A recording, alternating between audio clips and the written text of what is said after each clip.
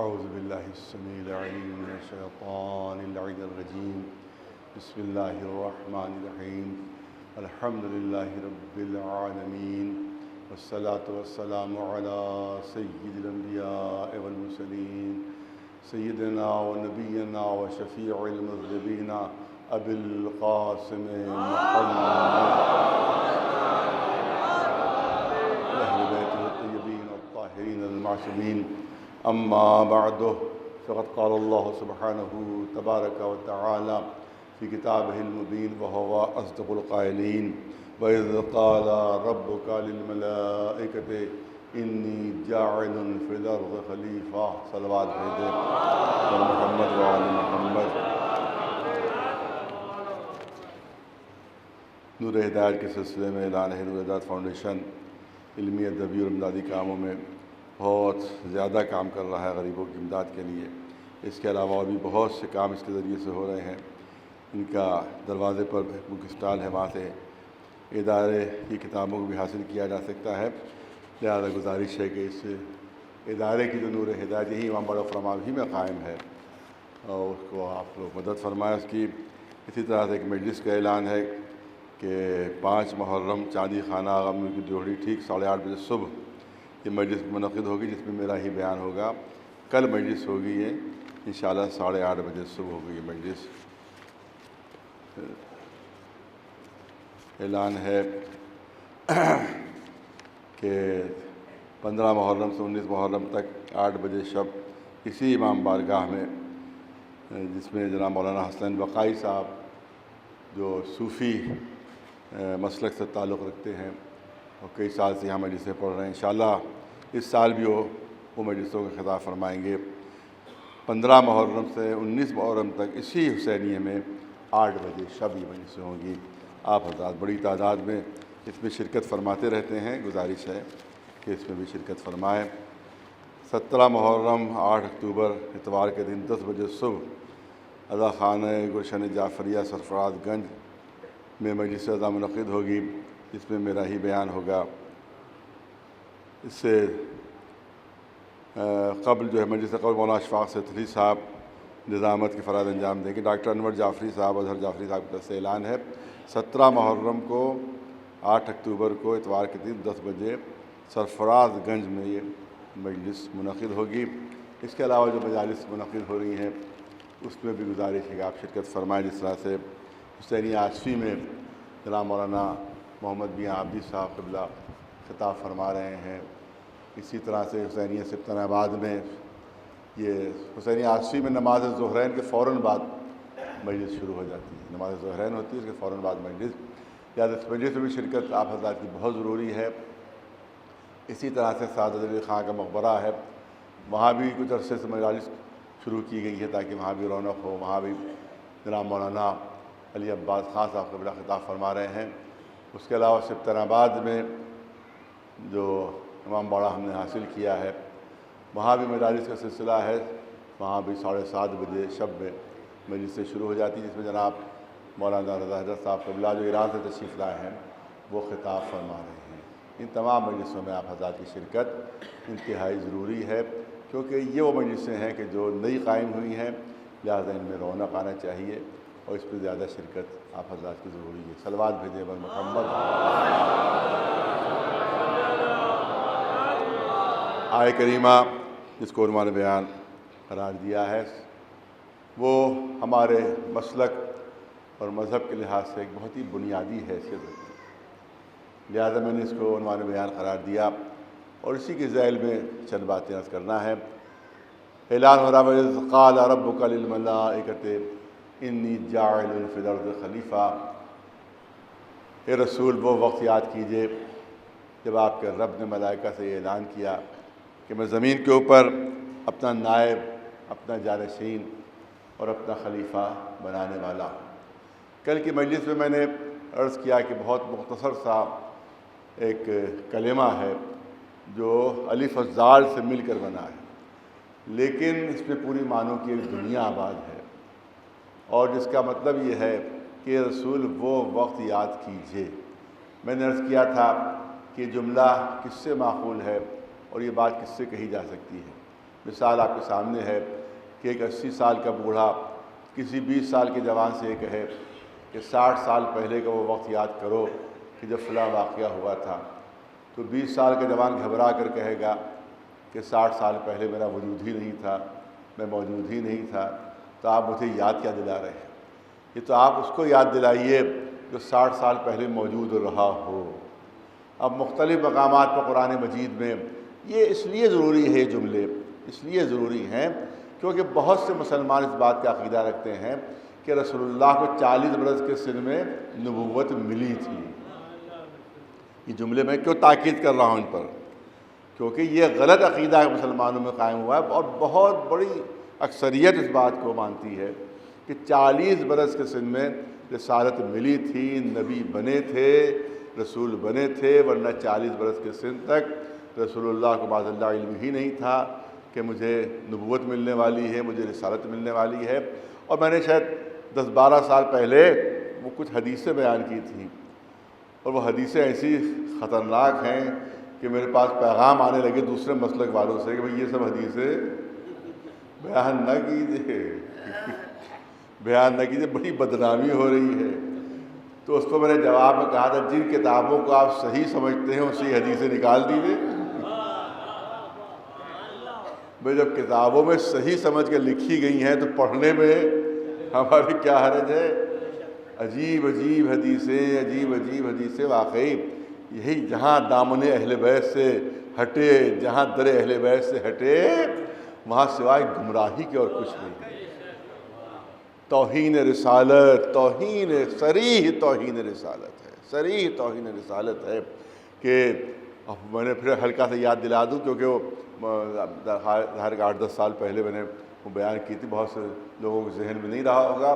تو حدیث یہ کہ جب رسول اللہ غار حرا میں جاتے تھے تو آپ وہاں پر تنہائی میں رہتے تھے، تو آپ نے دیکھا کہ ایک بہت ہی عجیب و غریب شخصیت گھور رہی ہے، بہت زیادہ گھور کے دیکھ رہی ہے۔ اب رسول اللہ بے انتہا خوفزدہ ہو گئے کہ کون ہے جو عجیب و غریب شخصیت ہے جو مجھے اتنا گھور کے دیکھ رہا ہے۔ وہاں پر بالکل سناٹا، اوپر 2000 فٹ کی بلندی پر آج بھی غار حرا موجود ہے، میں جا چکا ہوں وہاں کے اوپر، تقریباً 2000 فٹ کی بلندی کے اوپر وہ غار حرا ہے۔ اب رسول تنہائی میں ہے، دیکھا ایک شخصیت فضا میں معلق، اب ظاہر ہے کہ کوئی فضا میں معلق ہو بالکل گھور کر دیکھ رہا ہو تو کیا جو وہاں پر موجود ہوگا تنہائی میں اس کا کیا عالم ہوگا۔ تو بے انتہا خوف زدہ، دوسرے دن پھر دیکھا، تیسرے دن پھر دیکھا، تو اب حدیث ہے صحیح کتاب کی حدیث ہے، صحیح کتاب کی حدیث ہے کہ رسول اللہ نے یہ ارادہ کیا میں پہاڑ سے کود کر خودکشی کر لوں، اور جب خودکشی کے ارادے سے آگے بڑھے تب اس شخصیت نے آگے بڑھ کر کہا کہ میں تمہیں نقصان پہنچانے نہیں آیا ہوں، میں اللہ کا فرشتہ ہوں جو تمہارے پاس آیا ہوں۔ تب رسول اللہ کے دل کو کچھ اطمینان ہوا، ورنہ بالکل خودکشی کا ارادہ وہ کر چکے تھے۔ اگر ذرا سی تاخیر ہو جاتی جبریل کو تو آج دنیا میں کوئی مسلمان موجود نہ ہوتا۔ تو اس طرح کی حدیثیں آ گئی ہیں کہ جس سے بالکل صریح واضح توہین رسالت۔ اس کے بعد جبریل آئے، اس کے بعد کہا کہ اللہ نے مجھے بھیجا ہے، آپ کو نبی بنایا گیا ہے، آپ کو عہدہ نبوت کے لیے اللہ نے منتخب کیا ہے۔ اس کے بعد وہ حدیثیں جو ہیں وہ بھی موجود ہیں کہ آپریشن کیا گیا رسول اللہ کا، جبریل نے آپریشن کیا، سینہ چاک کیا، دل نکالا، دل کو دھویا، صاف کیا، اس میں معاذ اللہ جتنی بھی خرابیاں تھیں وہ دور کی، جتنی بھی آلائش تھی معاذ اللہ وہ سب دور کی، بالکل پاک و صاف کر کے دوبارہ پھر رکھا وہ دل، اور اس کے بعد پھر وہ دل کو سینے کو پھر سیا، اور اس کے بعد یہ آپریشن جبریل نے کیا۔ تو میں نے کبھی جملہ عرض کیا تھا کہ کبھی کبھی آپ خبروں میں سنا کرتے ہیں کسی ڈاکٹر نے آپریشن کیا تو کبھی قینچی بھول گیا اور کبھی چھری بھول گیا، تو اگر خدا نخواستہ ایسے ہی کوئی واقعہ یہاں بھی ہو گیا ہوتا تو ظاہر ہے رسول اللہ کا کیا عالم ہوتا۔ کہ ہم ایسی کسی حدیث کو نہیں مانتے، چاہے کتنی ہی صحیح کتاب میں کیوں نہ ہو۔ ایک صلوات بھیجو اللہ آواز۔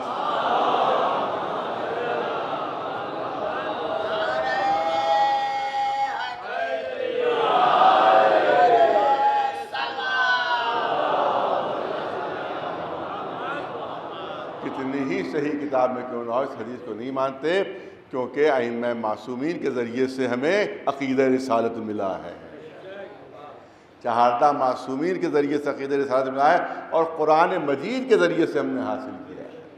لہٰذا ہمارے کسی عقیدے پر کوئی انگلی بھی نہیں رکھ سکتا کہ اس میں ہلکی سی بھی کہیں بھی توہین رسالت ہے۔ ہمارا عقیدہ یہ ہے، خود قرآن مجید بھی ثابت کرتا ہے۔ میں نے بہت سی آیتیں پیش کی تھی، ابھی موقع ہوگا تو انشاءاللہ 1-2 آیتیں آپ کے سامنے پیش کی جائیں گی۔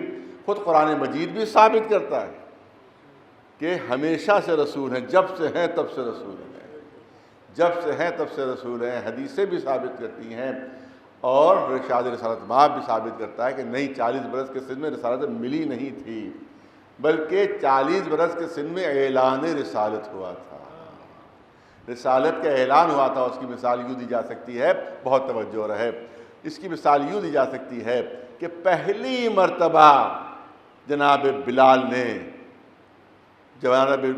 پہلی مرتبہ مأذنے سے آواز دی، اللہ اکبر، اللہ اکبر۔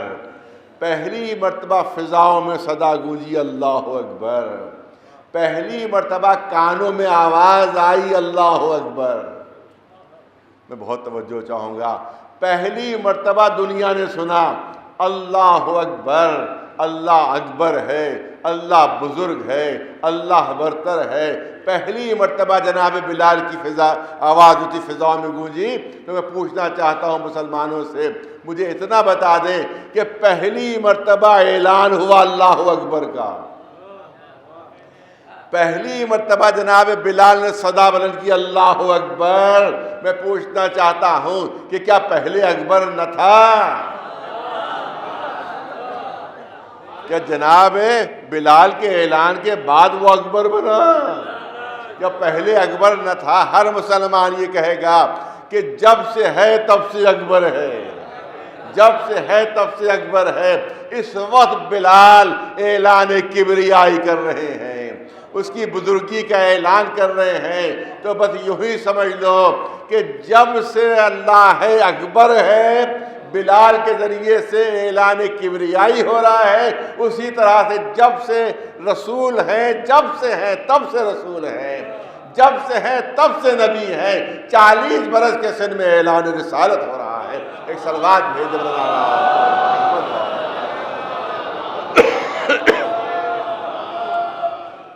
اب یہاں کے پر کل ہی مجھ سے فرمائش کی گئی کہ جناب ابو طالب کا تذکرہ ضرور کیجئے، جناب ابو طالب کا تذکرہ ضرور کیجئے۔ تو بہرحال یہاں پر بھی مجھے ذہن میں بات آ گئی ہے، لہذا اسی ذیل میں جناب ابو طالب کا تذکرہ بھی ہو جائے۔ صلوات بھیج دیں۔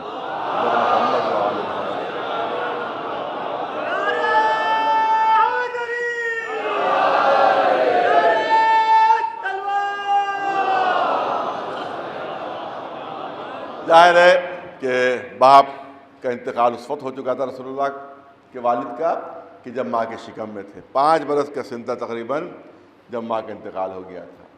اب جناب ابو طالب کے گھر میں ہیں رسول اللہ، اور جناب فاطمہ بنت اسد جو ہیں وہ اپنے بھتیجے کی کفالت کر رہی ہیں، جناب ابو طالب کی کفالت کر رہے ہیں، بے انتہا محبت، بالکل ماں کی طرح سمجھتے تھے رسول اللہ جناب فاطمہ بنت اسد۔ اب سنیے واقعہ، سن چکے ہیں آپ کو 15-20 سال پہلے، لیکن کیونکہ فرمائش کی گئی ہے لہذا میں عرض کر رہا ہوں کہ اب انداز یہ تھا جناب فاطمہ بنت اسد کا کہ گھر میں ایک بہت طویل کھجور کا درخت لگا ہوا تھا، تو جو کھجوریں گرتی تھیں وہ شام کے وقت جناب فاطمہ بنت اسد اس کو سمیٹ کر اپنے بھتیجے کے لیے جمع کر لیتی تھی، اور جب رسول اللہ شام کو تشریف لاتے تھے تو ان کی خدمت میں وہ کھجوریں پیش کر دیتی تھی۔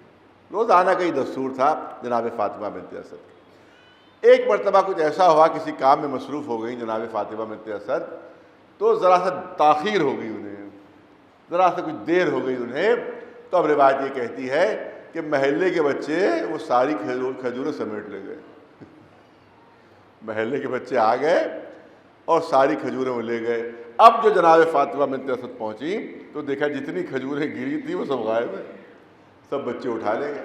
اب ان کو بڑا افسوس ہوا کہ آج مجھے تاخیر ہو گئی اور آج میں اپنے بھتیجے کے لیے یہ کھجوریں جمع نہیں کر سکی۔ جب رسول اللہ تشریف لائے تو معذرت کی جناب فاطمہ بنت اسد نے کہ بھئی میرے بھتیجے، آج ذرا سے مجھے تاخیر ہو گئی، جس کی وجہ سے محلے کے سارے بچے جو تھے وہ کھجوریں لے گئے اور میں تمہارے لیے جمع نہیں کر سکی، لہٰذا میں معذرت چاہتی ہوں۔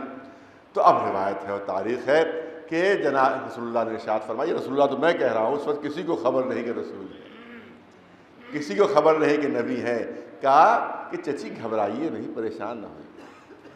اس کے بعد جناب فاطمہ بنت اسد روایت کرتی ہیں کہ میں نے دیکھا کہ میرے بھتیجے اس کھجور کے درخت کے قریب پہنچے۔ کھجور کا درخت بہت طویل ہوتا ہے، بہت اونچا ہوتا ہے، اور فرماتی میں نے دیکھا کہ میرے بھتیجے نے اس درخت کی طرف اشارہ کیا، جیسے ہی اشارہ کیا وہ درخت جھکنے لگا، وہ درخت جھکنے لگا، اتنا جھکا کہ میرے بھتیجے نے ہاتھ بڑھا کر کھجوریں توڑ لی۔ جتنی کھجوریں وہ توڑنا چاہتے تھے وہ سب کھجوریں توڑ لی، اور پھر وہ درخت اپنی اصلی حیثیت پر واپس ہو گیا۔ عجیب و غریب منظر جناب فاطمہ بنت اسد نے دیکھا۔ 6-7 برس کا سن رسول اللہ کا، 6-7 برس کا سن رسول اللہ کا، یہ اس وقت کا واقعہ ہے۔ اب اتفاق سے گھر میں جناب ابو طالب موجود نہیں تھے۔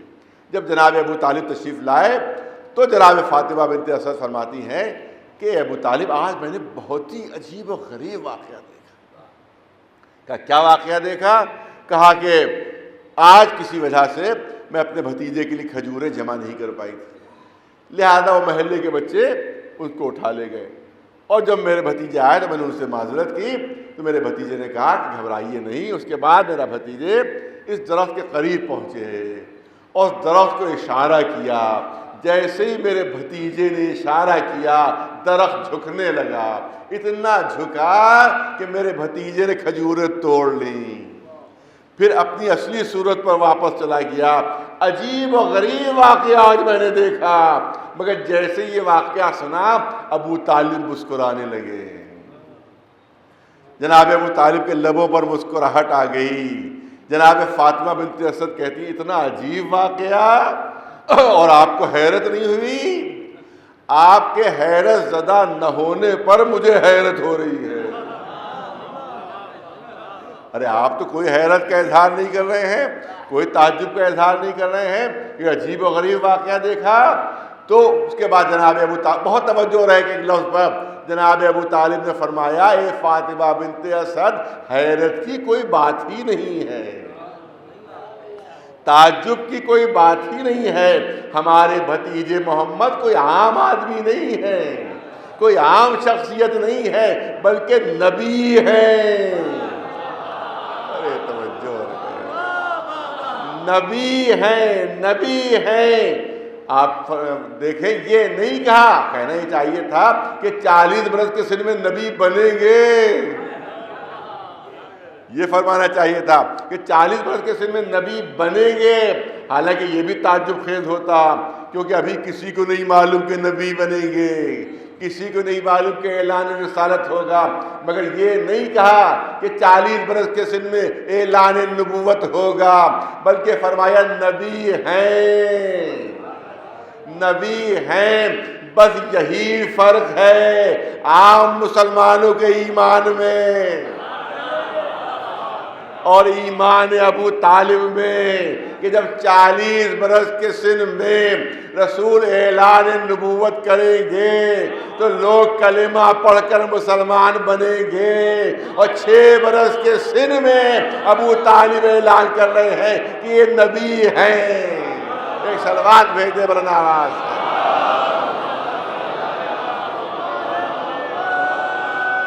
اور صرف یہی تک روایت نہیں، بہت توجہ رہے، صرف یہی تک روایت نہیں ہے، بلکہ جناب ابو طالب فرماتے ہیں اے فاطمہ بنت اسد، ارے تمہارے شکم سے بھی ایک بچہ پیدا ہوگا جس سے ایسے ہی عجیب واقعات کا ظہور ہوگا، اور وہ اس کا نائب اور امام ہوگا۔ اس کا مطلب یہ ہے اب پتہ چلا کہ ابو طالب سے دشمنی کا سبب کیا ہے۔ اب معلوم ہوا جناب ابو طالب سے دشمنی کا سبب کیا ہے، کیونکہ ان کا ناقص ایمان نہیں تھا، ان کا کامل ایمان تھا۔ ارے نبوت پر بھی ایمان ہے، امامت پر بھی ایمان ہے۔ ایک ایک صلوات بلند آواز سے بول محمد وآلہ۔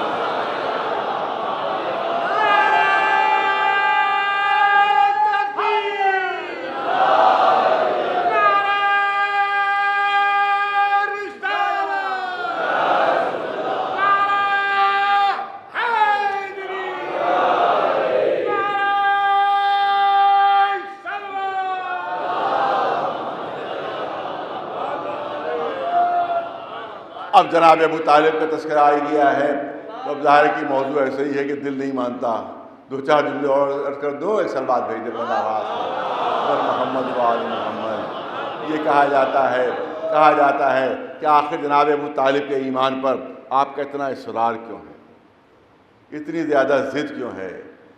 نہ نبی تھے، نہ رسول تھے، نہ پیغمبر تھے، نہ امام تھے۔ ہم امام نہیں مانتے ان کو، پیغمبر نبی نہیں مانتے، اتنا اصرار کیوں؟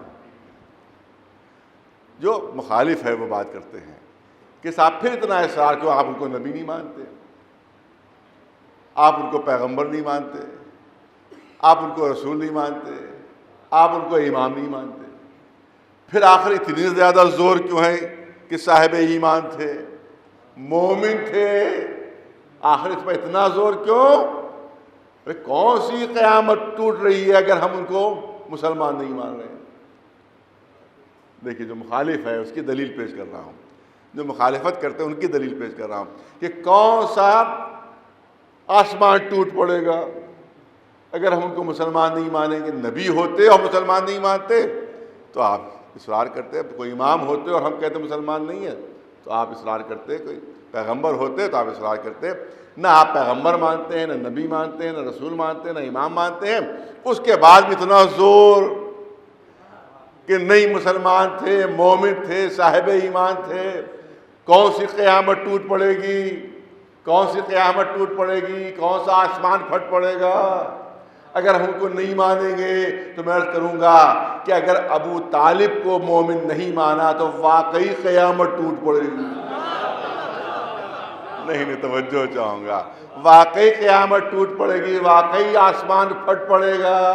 کیوں؟ اس لیے کہ پھر ہمارے رسول سردار انبیاء نہیں رہیں گے۔ ارے توجہ، میں بہت توجہ چاہتا ہوں، جہاں ظاہر کہ انٹرنیٹ کے ذریعے سے اور ٹی وی کے ذریعے سے بھی آواز جاتی ہے تو یہ بات پہنچنا مسلمان بھائیوں تک بہت ضروری ہے۔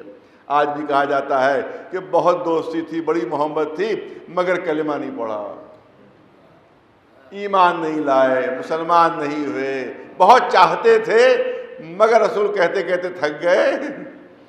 وہ بھی روایت پیش کروں گا آج، اگر ذکر آ ہی گیا ہے کہ یہ بات روایت پیش کی جاتی ہے صاحب وہ ایمان نہیں لائے، رسول کہتے کہتے تھک گئے، لہذا ایمان نہیں لائے۔ تو اب سوال یہ ہوتا ہے کہ اب آپ دیکھیں ایمان نہیں لائے، کون سا آسمان پھٹ پڑے گا؟ تو سنیے، سردار انبیاء ہیں یا نہیں ہیں رسول اللہ؟ افضل الانبیاء ہیں یا نہیں ہیں؟ کمالات میں سب سے برتر ہیں یا نہیں ہیں؟ فضائل میں سب سے بڑھ کر ہے یا نہیں ہے؟ ہر مسلمان کا عقیدہ کہ ہر نبی سے افضل، ہر رسول سے افضل، ہر پیغمبر سے افضل، ہر مسلمان کا عقیدہ یہ ہے۔ تو مجھے اتنا بتا دو، خود قرآن گواہی دے رہا ہے کہ جب جناب موسیٰ کی ولادت ہوئی ہے اور جب فرعون کو اور جاسوسوں کو خبر ہو گئی کہ موسیٰ پیدا ہو چکے ہیں، ماں نے ایک صندوق میں جناب موسیٰ کو لٹایا، دریائے نیل کے حوالے کر دیا۔ دریائے نیل کے حوالے، تفصیل نہیں عرض کرنا ہے، آپ کو معلوم ہے واقعہ، دریائے نیل کے حوالے کر دیا۔ پہنچ گئے جناب موسیٰ فرعون تک پہنچ گئے۔ اب جناب آسیہ آغوش میں لیے ہیں جناب موسیٰ کو، جناب موسیٰ کو آغوش میں لیے ہوئے ہیں۔ 3 دن کے ہیں جناب موسیٰ، 3 دن کے ہیں جناب موسیٰ۔ ظاہر 3 دن کا بچہ، بھوک کا احساس ہوا، پیاس کا احساس ہوا، لہذا اب فرعون نے کہا کہ عورتیں لائی جائیں جو دودھ پلانے والی ہیں۔ دودھ پلانے والی عورتیں آ رہی ہیں، موسیٰ منہ پھیر رہے ہیں، موسیٰ منہ پھیر رہے ہیں۔ جو عورت آتی ہے موسیٰ نے منہ پھیر لیا، جو عورت آئی موسیٰ نے منہ پھیر لیا۔ حدیث نہیں، تفسیر نہیں، روایت نہیں، قرآن کی آیت۔ قرآن مجید کی آیت ہے، انکار کی گنجائش ہی نہیں، تردید کی گنجائش ہی نہیں۔ جس وقت موسیٰ نے منہ پھیرا، عورتیں آئیں دودھ پلانے کے لیے، موسیٰ منہ پھیر رہے ہیں، تو اب قرآن نے اعلان کیا وَحَرَّمْنَا عَلَيْهِ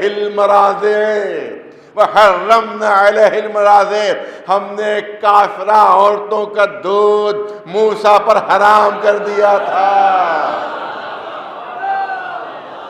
ہم نے کافرہ عورتوں کا دودھ موسیٰ پر حرام کر دیا تھا۔ ارے 3 دن کے موسیٰ کو معلوم ہے کہ کون کافر ہے کون مومن ہے۔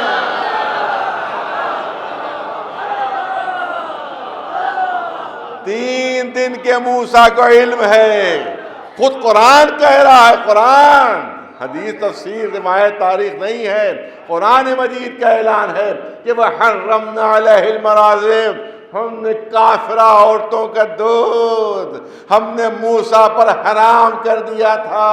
موسیٰ کو 3 دن کے سن میں معلوم ہے کیا حرام ہے کیا حلال ہے، کون کافر ہے کون مشرک ہے کون مومن ہے۔ جب ماں آئی ہے تب ان کا دودھ پیا ہے، تو بتاؤ موسیٰ افضل ہے یا ہمارا رسول افضل ہے؟ موسیٰ برتر ہے یا ہمارا رسول برتر ہے؟ ارے موسیٰ کو 3 دن کے سن میں معلوم تھا کہ ایک نبی جو ہے وہ کافر کی غذا استعمال نہیں کر سکتا، نبی کافر کی غذا استعمال نہیں کر سکتا۔ اور ہمارے رسول اللہ 18 برس تک جناب ابو طالب کے دسترخوان پر جو کھانا نوش فرما رہے ہیں، تو اگر ابو طالب کافر ہے تو موسیٰ افضل ہو جائے گے، ہمارا رسول کمتر ہو جائے گا۔ ایک سلوات بھیج دے مولانا آواز۔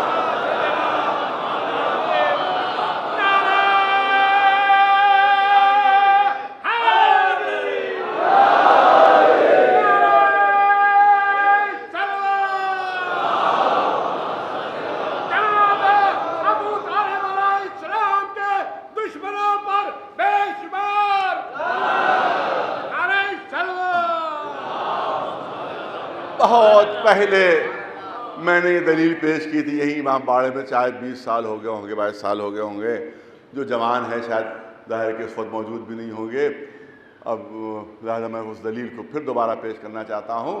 مستحکم ترین دلیل ہے جناب ابو طالب کے سلسلے، مستحکم ترین مضبوط ترین دلیل پیش کرنا چاہتا ہوں۔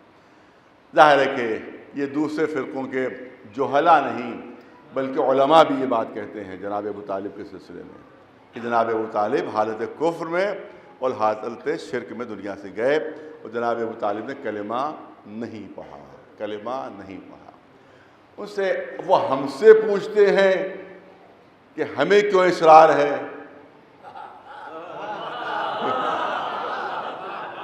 کہ وہ مومن تھے، ہم ان سے پوچھتے ہیں آپ کو کیوں اصرار ہے کہ کافر تھے؟ بھئی ہمیں تو بھی پوچھنے کا حق حاصل ہے، ہمیں بھی تو سوال کرنے کا حق حاصل ہے۔ جب آپ سوال کر رہے ہیں کہ تمہیں کیوں اتنا اصرار ہے کہ مومن تھے، تو ہم پلٹ کر پوچھ رہے ہیں کہ آپ کو اتنا اصرار کیوں ہے کہ کافر تھے، آپ کو اتنا اصرار کیوں ہے کہ کلمہ نہیں پڑھا تھا؟ تو اس کے جواب میں وہ کہتے ہیں ہماری مجبوری ہے۔ اب توجہ رہے وہ مجبوری کیا ہے وہ بھی سن لیجیے۔ ہماری مجبوری ہے، ہم کافر ماننے پر مجبور ہیں۔ ارے بھائی کیا مجبوری ہے آپ کی؟ کوئی تلوار لیا آپ کی گردن پر کھڑا ہوا ہے کہ نہیں اگر مسلمان مانو گے تو گردن کاٹ دی جائے گی؟ کہا کہ مجبوری ہے؟ کہا مجبوری یہ ہے کہ جس کتاب کو ہم سب سے زیادہ صحیح سمجھتے ہیں، بعد کلام الباری صحیح البخاری، اللہ کے کلام کے بعد جو سب سے صحیح کتاب ہے وہ صحیح بخاری ہے۔ صحیح بخاری، اس کی کسی حدیث پر اگر کوئی ایمان نہ رکھے تو کافر ہے ہماری نگاہوں میں، وہ اسلام سے خارج ہے۔ تو بعد کلام الباری صحیح البخاری یہ علماء کہتے ہیں، لیکن ایسا لگتا ہے کہ ان کا عقیدہ الٹا ہے. بعد کلام الباری صحیح البخاری بلکہ قبل کلام الباری، قبل کلام الباری صحیح البخاری، کیونکہ قرآن کہہ رہا ہے کہ ایک نشست میں 3 طلاقیں نہیں ہو سکتی. صحیح بخاری میں حدیث مل گئی، قرآن کی بات نہیں مان رہے ہیں، صحیح بخاری کی بات مان رہے ہیں. ایک سلوات بھیجتے مولانا. تو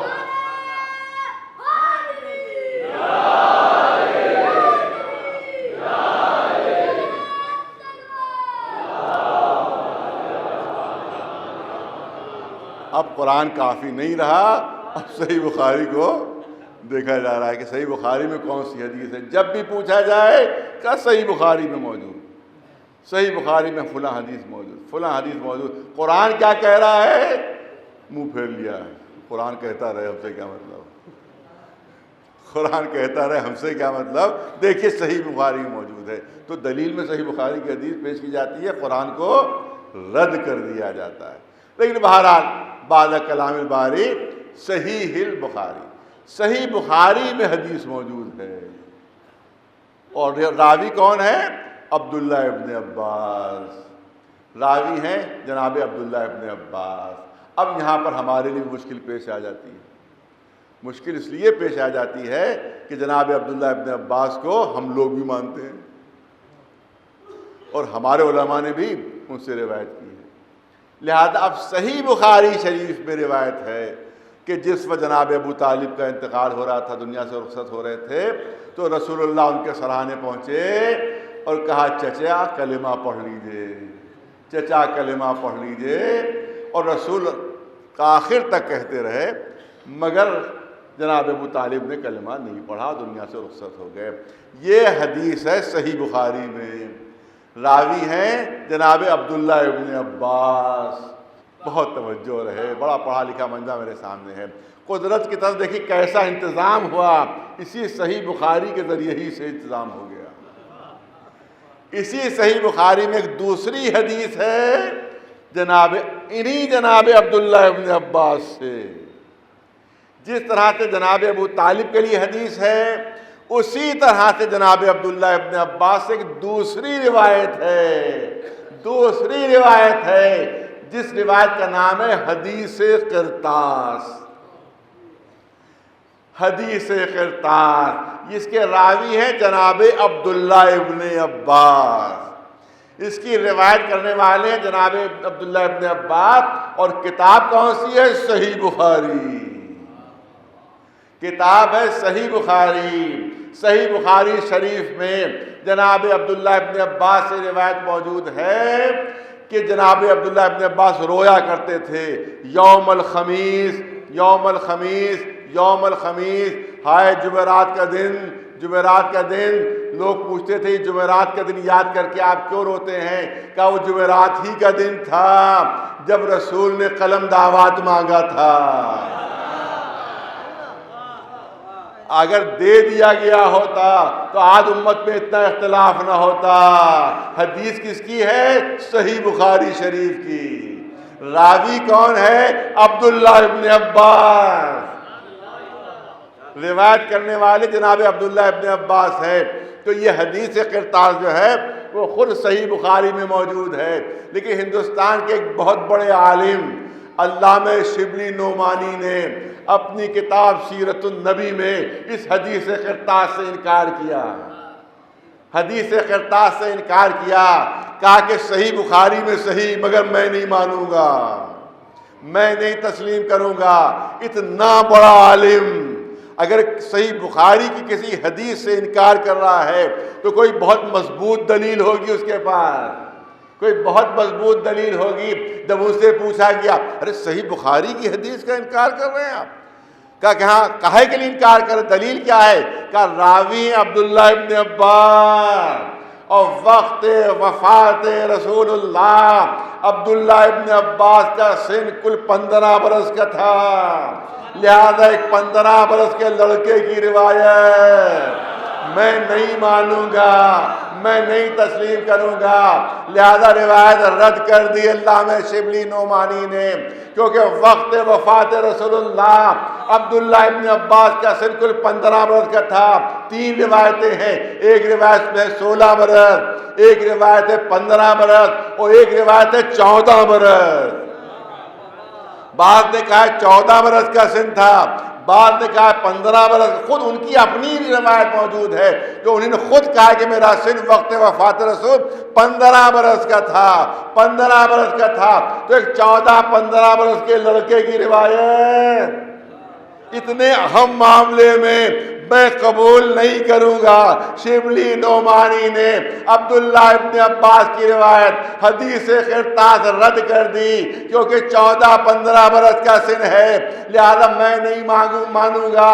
تو میں علامہ شبلی نعمانی سے پوچھنا چاہتا ہوں کہ ذرا مجھے اتنا بتا دیجئے کہ جب وقت وفات رسول اللہ عبداللہ ابن عباس کا سن 14-15 برس کا تھا، تو وقت وفات ابو طالب یہ سن کیا رہا ہوگا؟ یہ سن کیا رہا ہوگا؟ اگر 16 برس کا مانو تو 3 برس کا سن، اگر 15 برس کا مانو تو 2 برس کا سن، اگر 14 برس کا مانو تو 1 سال کا سن۔ ایک سلوات بلند آواز تمہر محمد وآل محمد۔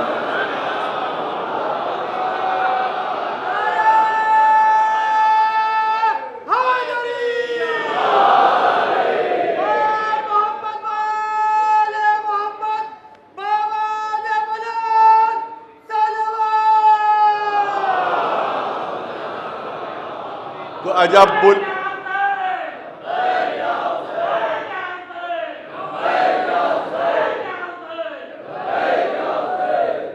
عجب العجبی ہے کہ 15 برس کے سن کی روایت تو قبول نہیں اور 2 برس کے سن کی روایت کو قبول کر کے پوری دنیا ابو طالب کو کافر مان رہی ہے۔ ایک سلوات بھیجیں بلند آواز تمہر محمد وآل محمد۔ اب ظاہر کا وقت نہیں رہا تو میں چاہتا ہوں کہ بس 2-3 جملے کل جو میں نے حدیث پیش کی تھی اس کی ایک ہلکی سی مزید تشریح ہو جائے۔ وہ حدیث جو ہے کئی حدیثیں اس میں ہیں کہ رسول اللہ کا نور سب سے پہلے پیدا ہوا، اول مخلوق رسول اللہ کا نور۔ حدیث ہے کہ اول مخلوق علم، حدیث ہے اول مخلوق عقل، حدیث ہے اول مخلوق قلم، حدیث ہے اول مخلوق لوح۔ تو اب یہ سب حدیثیں ہیں، مختلف حدیثیں جس کی میں نے توجیہ آپ کے سامنے پیش کی، لیکن عجیب بات ہے اور بس ہلکا سا اشارہ ہی ہے کہ نور جو ہے ہمیشہ 2 حصوں میں تقسیم ہو کر چلتا ہے۔ ہمیشہ نور 2 حصوں میں تقسیم ہو کر چلتا ہے۔ نور ہمیشہ مرکز سے چلتا ہے تو ایک ہوتا ہے، لیکن ہم تک پہنچتے پہنچتے 2 حصوں میں تقسیم ہو جاتا ہے، 2 حصوں میں تقسیم ہو جاتا ہے۔ جب تک کہ نور 2 حصوں میں تقسیم نہ ہو اس وقت تک قابل استفادہ نہیں ہوتا ہے، اس وقت تک وہ قابل استفادہ نہیں ہوتا ہے جب تک کہ 2 حصوں میں تقسیم نہ ہو جائے، اس وقت تک قابل استفادہ نہیں ہوتا ہے۔ مرکز سے چلا تو ایک تھا، ہم تک پہنچتے پہنچتے 2 تاروں میں تقسیم ہوا۔ یہ لاؤڈ اسپیکر جو چل رہا ہے جب تک 2 تار نہ ہو اس وقت تک یہ لاؤڈ اسپیکر کام نہیں کر سکتا۔ یہ بجلیاں جو جل رہی ہیں جب تک 2 تار نہ ہو اس وقت تک یہ کام نہیں کر سکتا، اس وقت تک کام نہیں کر سکتا جب تک کہ 2 تار نہ ہوں۔ تو اب سوال یہ ہوتا ہے کہ یہ 2 تاروں میں تقسیم ہوا، میں کبھی عرض کر چکا ہوں لیکن اب تذکرہ ہے لہذا عرض کر رہا ہوں کہ یہ 2 تاروں میں جو تقسیم ہوا تو ان کے نام کیا ہیں، ان کو کیا کہا جاتا ہے؟ تو ایک صاحب جو الیکٹرسٹی کے ماہر تھے ان سے پوچھا گیا کہ جو 2 تاروں میں تقسیم ہوا یہ نور، یہ بجلی، یہ کرنٹ، تو ان کے نام کیا ہیں؟ ان کا ایک کو صاحب پلس کہتے ہیں، ایک کو مائنس کہتے ہیں۔ میں نے کہا بھیا یہ بہت زیادہ ٹیکنیکل ہو گیا، ذرا سہل کر کے بتائیے۔ تو انہوں نے کہا کہ ایک کو نگیٹو کہتے ہیں، ایک کو پازیٹو کہتے ہیں۔ میں نے کہا اب بھی میری سمجھ میں نہیں آیا، ذرا اور سہل کر کے بتائیے۔ تو انہوں نے کہا بھائی اس سے زیادہ سہل نہیں کر سکتا کہ ایک کو ٹھنڈا کہتے ہیں، ایک کو گرم کہتے ہیں۔ ایک کو ٹھنڈا کہتے ہیں، ایک کو گرم کہتے ہیں۔ اس کا مطلب ہے مصنوعی نور جب مرکز سے چلا تو جب دو حصوں میں تقسیم ہوا تو ایک ٹھنڈا ہے، ایک گرم ہے۔ اسی طرح سے جو حقیقی نور چلا اپنے مرکز سے، تو جب چلا تو ایک تھا، ہم تک پہنچتے پہنچتے دو حصوں میں تقسیم ہو گیا، دو حصوں میں تقسیم ہوا۔ ایک جز کو اللہ نے ٹھنڈا رکھا، ایک جز کو گرم رکھا۔ جس کو ٹھنڈا رکھا اس پر مہر لگا دی، وَمَا أَرْسَلْنَاكَ إِلَّا رَحْمَةً لِّلْعَالَمِينَ، اور جس کو گرم رکھا اس پر مہر لگا دی، لا فتح الا علی، لا سیف الا ذوالفقار۔ صلوات بھیجے بلند آواز سے محمد وعلیہ۔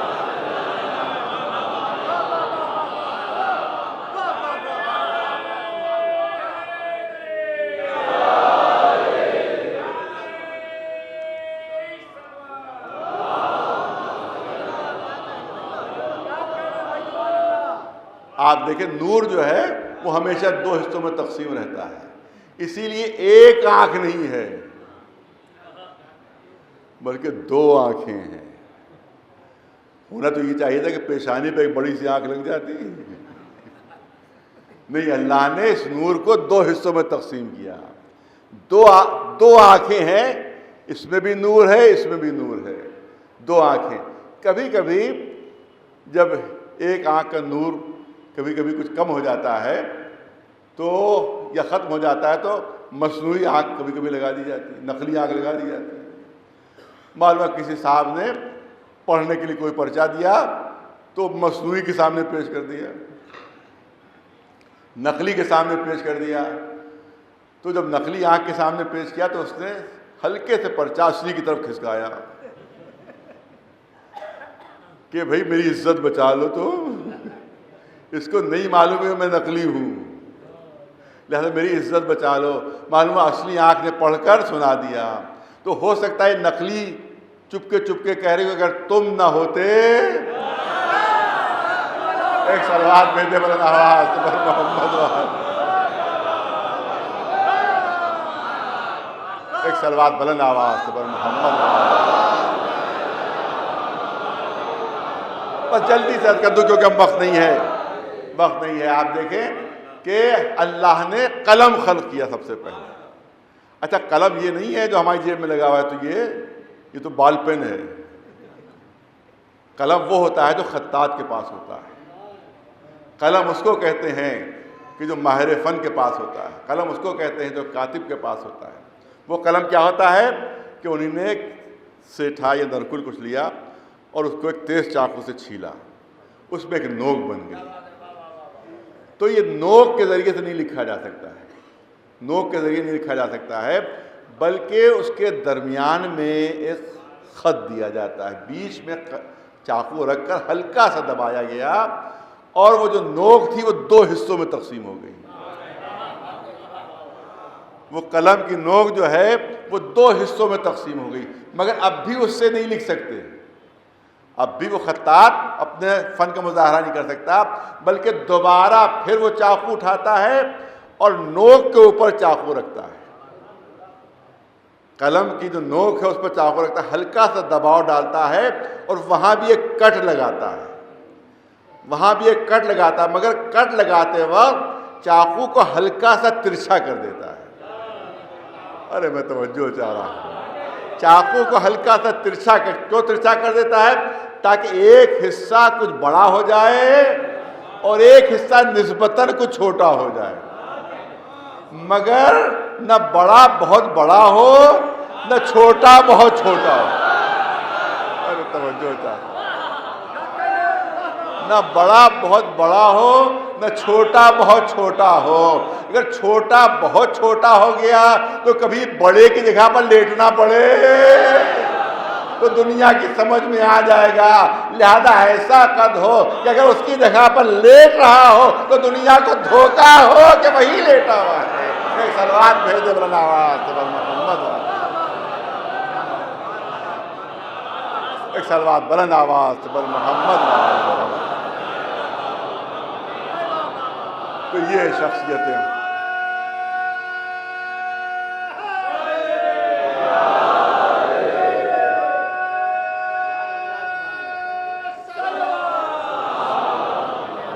اس سے زیادہ ظاہر ہے کہ وقت نہیں ہے. تو یہ وہ شخصیتیں ہیں جن کو قدرت نے کائنات سے پہلے خلق کیا، اور یہ حجت خدا ہیں. جب تک کائنات رہے گی یہ موجود رہیں گے، کائنات ختم ہو جائے گی مگر ان کا وجود باقی رہے گا. انسانیت کی ہدایت کے لیے، انسانیت کی ہدایت کے لیے کسی نہ کسی رہبر و رہنما کا موجود ہونا ضروری ہے، کیونکہ کتاب خود کافی نہیں ہوتی جب تک کہ عملی نمونہ موجود نہ ہو. ہر زمانے میں یہ بہترین عملی نمونے انہوں نے پیش کیے کہ دیکھو کس طرح سے اسلام کے احکام پر عمل کیا جاتا ہے، کس طرح سے اسلامی تعلیمات پر عمل ہوتا ہے. یہی وجہ ہے کیونکہ یہ وارث اسلام ہے، کہ وارث دین ہے، وارث قرآن ہے، لہذا قرآن پر وقت پڑتا ہے تو یہی سینہ سپر ہوتے ہیں، اسلام پر وقت پڑتا ہے تو یہی قربانیاں دیتے ہیں، دین و شریعت اگر خطرے میں پڑتی ہے تو یہی قربانیاں دیتے ہیں.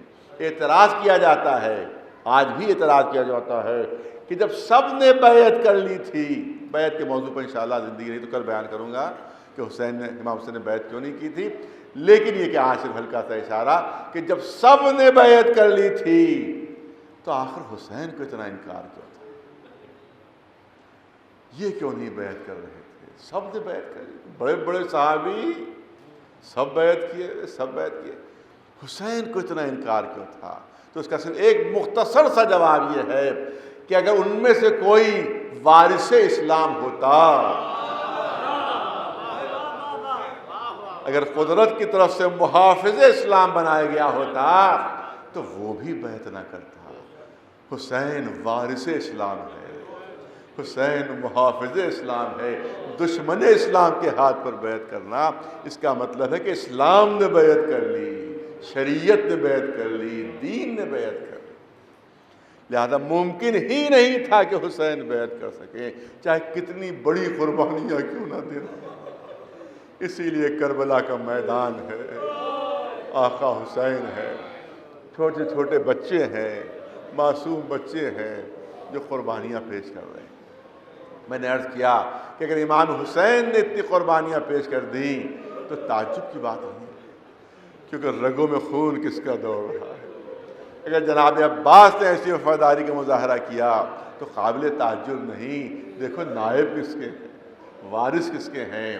ہاں، جو آ کر شامل ہو گئے، جن بنی ہاشم سے تعلق نہیں ان کا سادات سے تعلق نہیں، لیکن جب آ کر شامل ہوئے تو کردار سے کردار کس طرح سے ملا دیا. میں نے عرض کیا تھا کہ تذکرے 72 ہیں اور دن 10، کس کا ذکر ہو اور کس کا ذکر نہ ہو. آج میں چاہتا ہوں کہ ایک بوڑھے مجاہد کا تذکرہ ہو.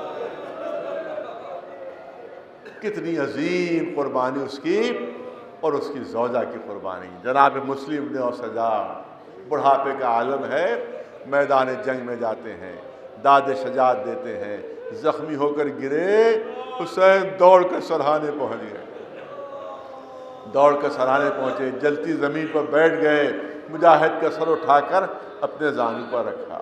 جناب حبیب ساتھ ہیں، جناب حبیب ساتھ ہیں، بس لبوں پر دم ہے مسلم کے، سانس اکھڑ چکی ہے، روح نکلنے والی.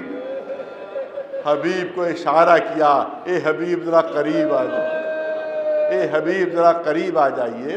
جناب حبیب قریب پہنچے.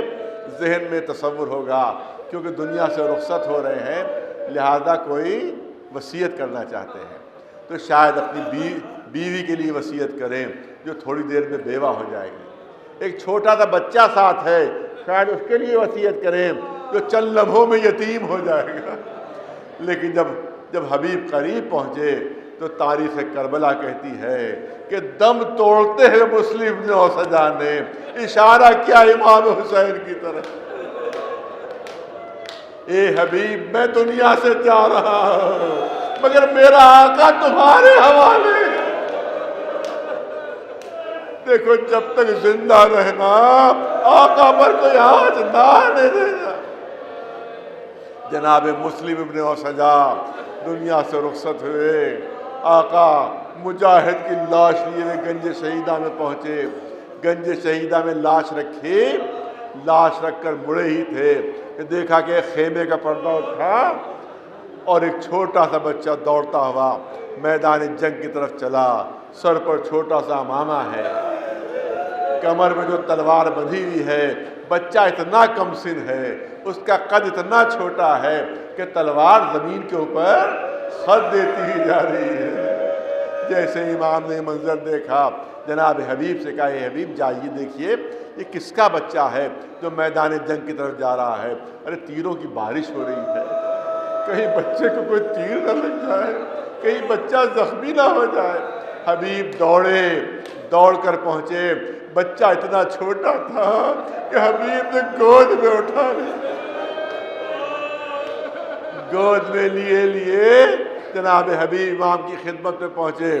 مولا فرماتے ہیں کس کے نور نظر ہو، کس کے لخت جگر ہو؟ وہ بچہ جواب دیتا ہے، یا آقا جن مسلم کی لاش ابھی آپ لے کر آئے، میں انہی کا فرزند ہوں، میں انہی کا بیٹا ہوں۔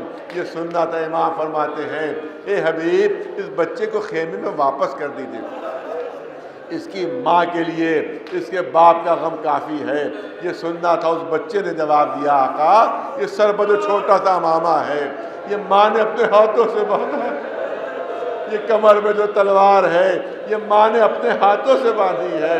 ابھی گفتگو ہو رہی تھی، در خیمہ سے آواز آتی ہے، اے آقا ایک بیوہ کا ہدیہ ہے،